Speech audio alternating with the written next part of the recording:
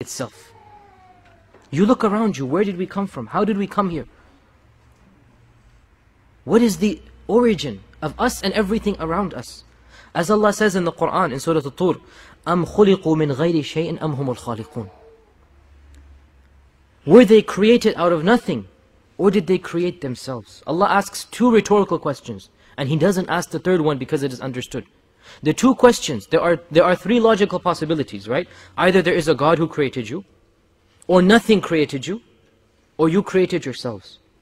So Allah Azza wa Jal asks two questions and He leaves the third. He doesn't ask because it's understood.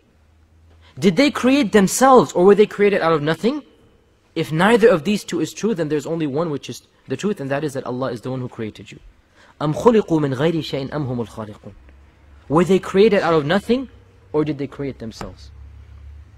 Now the modern philosophers and the modern Western philosophy, it follows the second question. We came out of nothing. That's what they say, the Big Bang. And then everything just evolved from there. And yet, this simple concept that they have, it is so ludicrous, they themselves will not believe it. If you were to ask one of them, suppose you were to see a rundown shack, or even the worst type of, even two sticks put together, and you were to try to convince him that this came out of nothing, that the wind was blown and this happened and that happened and it was formed by itself, he would not believe you. Even if he didn't see footprints, he didn't see any sign of civilization, if there was a carving in the stone, if there was a tool or instrument there, he would conclude that there must have been life here. Then why is it that when he sees life itself, he doesn't realize that there is a creator to this life?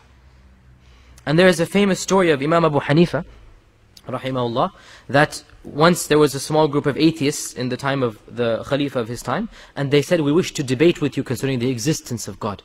They went to the Khalifa and they said, we want to debate with you. Send us your most powerful scholar. So the Khalifa called Abu Hanifa and he set a specific time and place and said, come at this time and place.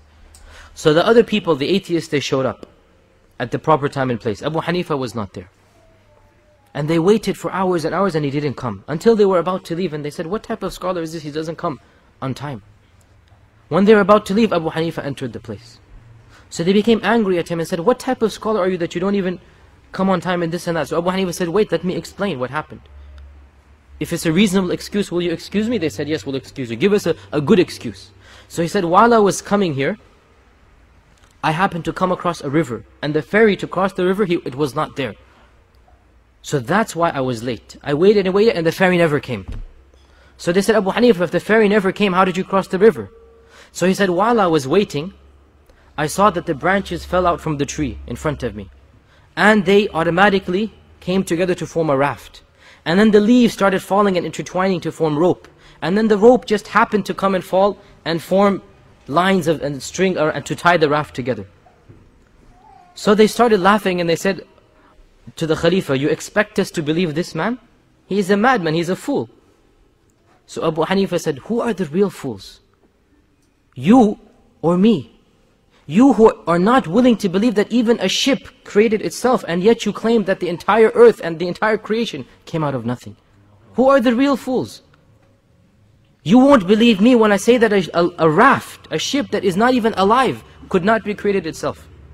And yet you claim that the entire creation was created by itself. So look at the tactics of Abu Hanifa. فَبُهِتَ الَّذِي كَفَرْ. They could not respond to this, and he won the argument. But the point is something so clear. As Allah says in another verse, هَذَا خَلْقُ اللَّهِ فَأَرُونِي مَاذَا خَلَقَ الَّذِينَ مِن دُونِهِ. This is the creation of Allah. So show me, what have those besides Him created? Where is the creation of other than Allah? As Allah says in another verse, that those whom you call out to besides Allah, they cannot create anything. They have not created anything. It is only Allah Azza wa Jal who is the creator. So this is the first proof that there is a Rabb. You look around you, the perfect harmony of creation. Everything is so perfect.